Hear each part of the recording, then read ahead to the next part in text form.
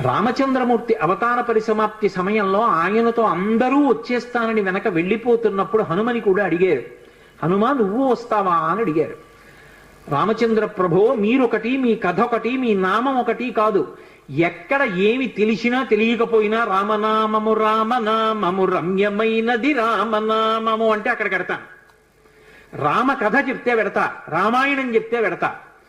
ఇప్పుడు రాముడు అన్నాడు, మక్కథా ప్రచరిష్యంతి యావల్లోకే హరీశ్వర తావద్రమస్య సుప్రీతో మద్వాక్యమనుపాలయం. రామశాసనం హనుమకి.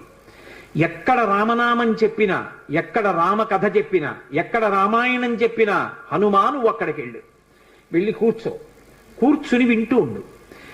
హనుమ సభలోకి వచ్చారు అంటే సభలో ఉన్న వాళ్ళందరికీ మంగళమే. నన్ను నమ్మండి, చచ్చిపోయేవాడు కూడా బతుకుతాడు. హనుమ దర్శనం అంత గొప్పది. ఆయన దర్శనం చేస్తే చాలు.